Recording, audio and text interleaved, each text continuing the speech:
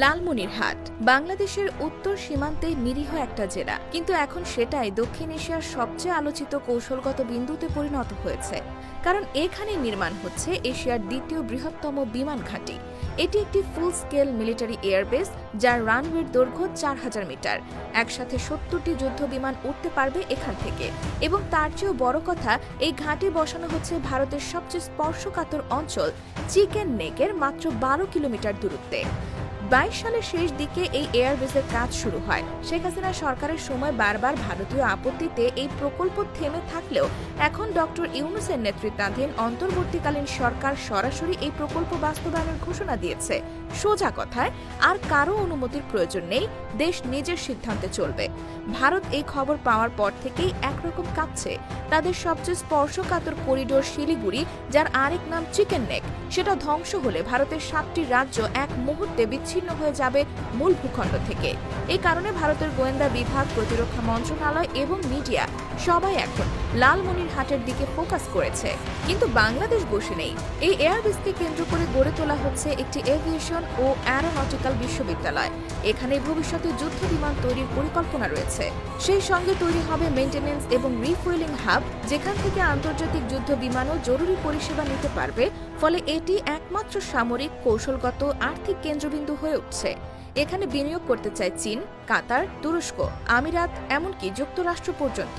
ইতোমধ্যে চীনের পক্ষ থেকে $500 মিলিয়ন বিনিয়োগের কথা বলা হয়েছে, যার মধ্যে আছে আধুনিক রাডার, রানওয়ে নির্মাণ ও যুদ্ধ বিমান সংযোগ ব্যবস্থা। অন্যদিকে কাতার এবং তুরস্ক $200-300 মিলিয়ন বিনিয়োগ প্রস্তাব দিয়েছে ড্রোন ও রাডার সিস্টেম নিয়ে। বিশেষজ্ঞরা বলছেন, এই ঘাঁটি চালু হলে বাংলাদেশ শুধু আকাশপথে এবং আঞ্চলিক রাজনীতির ক্ষমতার মানচিত্র নতুন করে উঠে আসবে। ভারত এই প্রকল্প নিয়ে তাদের মিডিয়ায় প্রতিনিয়ত ভয় ছড়াচ্ছে। বাংলাদেশ চীনকে জায়গা দিচ্ছে, চিকেন নেক ধ্বংস হবে, ভারতীয় সীমান্ত অনিরাপদ হবে ইত্যাদি। অথচ সত্যিটা হলো, এই ঘাঁটির কোনো অংশ চীনকে দেওয়া হচ্ছে না, বরং চীন সহায়তা করবে নির্মাণ ও প্রযুক্তি সহযোগিতায়। ঠিক যেমন ভারত করেছিল হাসিমারা, বিশাখাপত্তনম বা আন্দামান দ্বীপে বিদেশি প্রযুক্তি নিয়ে। তখন কেউ প্রশ্ন তোলেনি। প্রশ্ন এখানেই, বাংলাদেশ যখন নিজস্ব নিরাপত্তা নিশ্চিত করতে চায়, তখনই এত ছটফটানি কেন?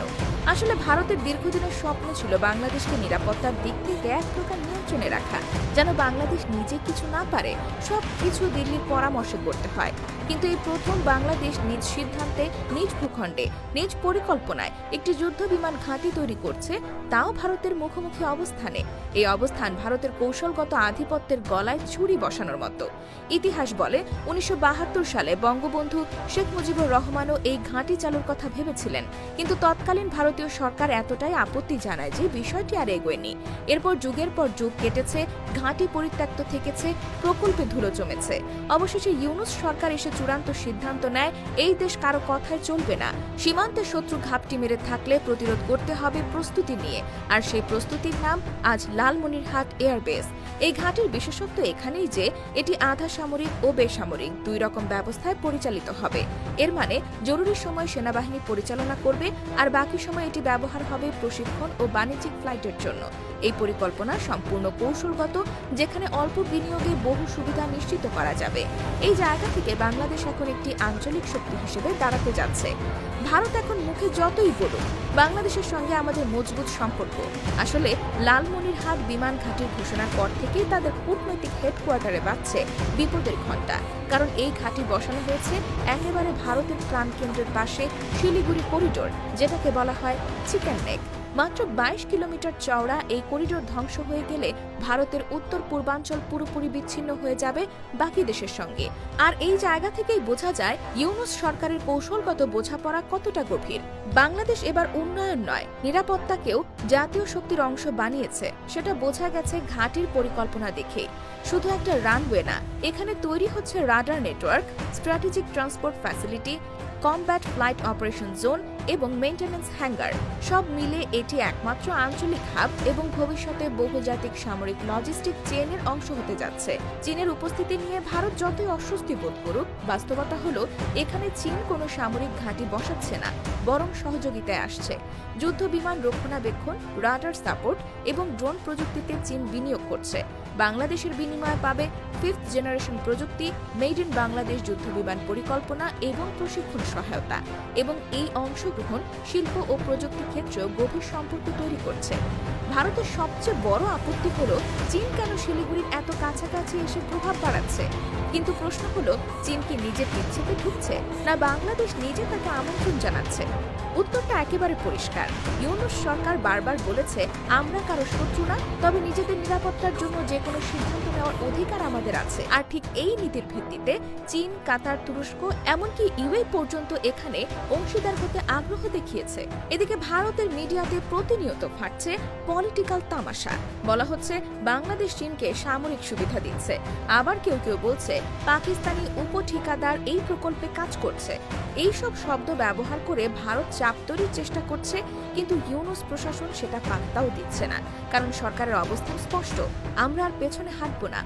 আরেকটা বিষয় খুব গুরুত্বপূর্ণ, এই বিমান ঘাঁটি গড়ে উঠছে পুরনো ব্রিটিশ সামরিক ঘাঁটির ভিত্তিতে, যা ওয়ার্ল্ড ওয়ার 2 এর সময় ব্যবহার হয়েছিল। অর্থাৎ স্থানটির কৌশলগত প্রাসঙ্গিকতা ঐতিহাসিকভাবেই আছে। এতদিন বাংলাদেশ শুধু দেখেছে, এবার নিজের রূপরেখা তৈরি করছে। বিশেষজ্ঞদের মতে ভারত এখান থেকে যে কোনো সময় কড়া অবস্থান নিতে পারে, এমনকি সীমান্ত উত্তেজনার কৌশলও নিতে পারে। কিন্তু বাংলাদেশ সেই ফাঁদে করবে না, কারণ সীমান্তে তিস্তার প্রাকৃতিক রক্ষণ, গভীর জঙ্গল ও মাটি পরিস্থিতি এমন, যা অন্য কোনো দেশের অনুপ্রবেশ ঠেকাতে নিখুঁত প্রাকৃতিক প্রতিরক্ষা ব্যবস্থা। এখানকার ভূপ্রকৃতি এমন যে মোদি বাহিনী লাইন পেরিয়ে ঢুকতে গেলে প্রথমেই মরবে তাদের স্যাটেলাইট ও ড্রোন, তারপর পাল্টা প্রতিরোধ শুরু হবে মাটি থেকে। আর এখানে ইউনূসের মাস্টার প্ল্যানের সবচেয়ে বড় দিকটা বোঝা যায়, এই প্রকল্প কেবল একটা এয়ারবেস না, এটা হচ্ছে ভারতের একচেটিয়া আধিপত্যের বিরুদ্ধে সোজাসুজি বার্তা। দক্ষিণ এশিয়ায় এতদিন ভারত বাণিজ্য, প্রতিরক্ষা, প্রযুক্তি এমনকি পররাষ্ট্র নীতিতেও বাংলাদেশের ওপর এক ধরনের নিয়ন্ত্রণ কায়েম করে রেখেছিল, কিন্তু এবার সেই দড়ি ছিঁড়ে গেছে। বাংলাদেশ শুধু নিজের ঘর সামলাচ্ছে না, বরং আঞ্চলিক ভূ রাজনীতিতে নিজের অবস্থান শক্ত করছে। আগে যেখানে প্রতিরক্ষা বোঝাতো স্রেফ সেনা টহল আর সীমান্তে চেকপোস্ট, এখন সেটার মানে প্রযুক্তি, কৌশল আর দূরদর্শী প্রতিরক্ষা নীতিমালা। আর এই নীতির বাস্তব প্রতিফলন লালমনিরহাট ঘাঁটি।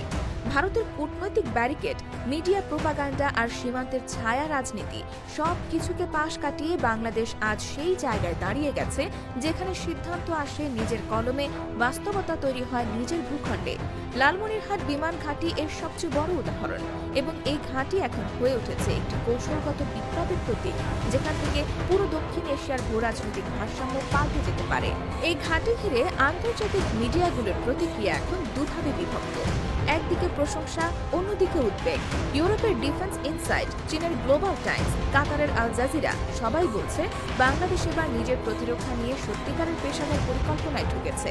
অপরদিকে ভারতের মিডিয়া হাউসগুলো প্রতিদিন দিচ্ছে নাটকীয় হেডলাইন, বাংলাদেশ চীনকে যুদ্ধঘাঁটি বানাতে দিচ্ছে, চিকেন নেকের ভবিষ্যৎ অনিশ্চিত, কিংবা বাংলাদেশকে দিয়ে মোদী সরকার বিশ্বাসঘাতকতা খেয়েছে। এই প্রতিক্রিয়ার মূল কারণ লুকিয়ে আছে ভারতের এক চিরায়ত অভ্যাসে, ছোট প্রতিবেশী দেশগুলোকে নিজের ব্যাকইয়ার্ড ভাবার মানসিকতা। বাংলাদেশ যে এবার সেই ধারণার বিরুদ্ধে অবস্থান নিয়েছে এবং বাস্তবিক কাজ শুরু করেছে, সেটাই ভারতের সবচেয়ে বড় অস্বস্তির জায়গা। আর ইউনূস সরকার যেভাবে দেরি না করে এই ঘাঁটির পরিকল্পনা প্রকাশ করেছে, সেটাই ভারতকে কূটনৈতিকভাবে কোণঠাসা করে ফেলেছে। লালমনিরহাট বিমান ঘাঁটির স্থানে যেমন রানওয়ে, রাজার, কমান্ড সেন্টার তৈরি হচ্ছে, তেমনি একই সঙ্গে এখানে গড়ে উঠছে একটি ইন্টারন্যাশনাল এভিয়েশন সাপোর্ট হাব, যেখানে আঞ্চলিক মেইনটেনেন্স, ট্রেনিং, ফ্লাইট ম্যানেজমেন্ট হবে। ফলে এটি বাংলাদেশ, চীন, তুরস্ক, কাতার এমনকি সৌদি আরবের মতো দেশের বিমান বাহিনী এখানে ইনফ্রাস্ট্রাকচার শেয়ার করতে পারবে। আর ঠিক এই জায়গাতেই ভারত বুঝে গেছে, এখানে শুধু বাংলাদেশ না, পুরো অঞ্চলের কৌশলগত শক্তির এক নতুন সমীকরণ তৈরি হচ্ছে। এই ঘাঁটির নির্মাণে পাকিস্তান একটি ঠিকাদারি কোম্পানির সম্ভাব্য অংশগ্রহণ নিয়ে ভারত আরও বেশি উষ্মা প্রকাশ করেছে। যদিও বাংলাদেশ সরকার স্পষ্ট জানিয়েছে, সব নির্মাণ কাজ তদারকি করছে বাংলাদেশ সেনাবাহিনী, অন্য কোনো দেশের সামরিক সংস্থা এতে সরাসরি জড়িত নয়। কিন্তু এই ব্যাখ্যাও ভারতের পক্ষে যথেষ্ট নয়, কারণ তারা জানে এই ঘাঁটির অস্তিত্বই তাদের স্ট্র্যাটেজিক পলিসির মুখে বিস্ফোরণ। এখানে একটি বড় ভুল করেছে ভারত। তারা ভাবছিল শেখ হাসিনা সরকারের মতো ইউনূস প্রশাসনও চুপ থাকবে, কিন্তু তারা বোঝেনি এই সরকার রাজনৈতিক নয়, প্রযুক্তি প্রধান এবং কৌশল নির্ভর একটি পরিচালনা কাঠামোতে চলছে। এখানে হুমকি দিয়ে বা অর্থনৈতিক চাপে কিছুই থামানো যাবে না। আর একদিকে যখন ভারতের মিডিয়া ক্ষোভে গলছে, অন্যদিকে বাংলাদেশের জনগণের মধ্যে নতুন আত্মবিশ্বাস জেগে উঠেছে। এই প্রথমবার দেশের মানুষ দেখছে বাংলাদেশ শুধু স্লোগান না, বাস্তব প্রতিরক্ষা শক্তি নিয়েই আঞ্চলিক মঞ্চে প্রবেশ করছে। সামাজিক মাধ্যমে মানুষ বলছে, এই বিমান ঘাঁটি যতটা না সামরিক তার চেয়ে বেশি আমাদের জাতীয় সম্মানের অংশ। এখন ভারত যা করতে পারে তা হলো সংলাপের চেষ্টা করা, সহযোগিতার পথ খোঁজা। কিন্তু পুরনো আধিপত্যবাদী আচরণ নিয়ে বাংলাদেশকে আর থামানো যাবে না। ইউনূস সরকার স্পষ্ট বার্তা দিয়েছে, আমরা কারো বিরুদ্ধে না, তবে কারো দয়াতেও চলি না। এই ঘাঁটির কৌশলগত গুরুত্ব এখন দক্ষিণ এশিয়া, ইন্দো প্যাসিফিক এলাকা পর্যন্ত পৌঁছে গেছে। যুক্তরাষ্ট্র ও ইউরোপীয় নিরাপত্তা বিশ্লেষকরাও বলছেন, বাংলাদেশ এই ঘাঁটির মাধ্যমে নিজেকে আঞ্চলিক ভারসাম্যের অংশ হিসেবে তুলে ধরছে এবং এটি ভারতের সবচেয়ে বড় শঙ্কা। বাংলাদেশ যদি নিজের সিদ্ধান্তে চীনের সহায়তায় একে একে আধুনিক সামরিক সক্ষমতা গড়ে তোলে, তবে ভারতকে আর কেউ অবিসংবাদিত আঞ্চলিক শক্তি বলে ভাববে না।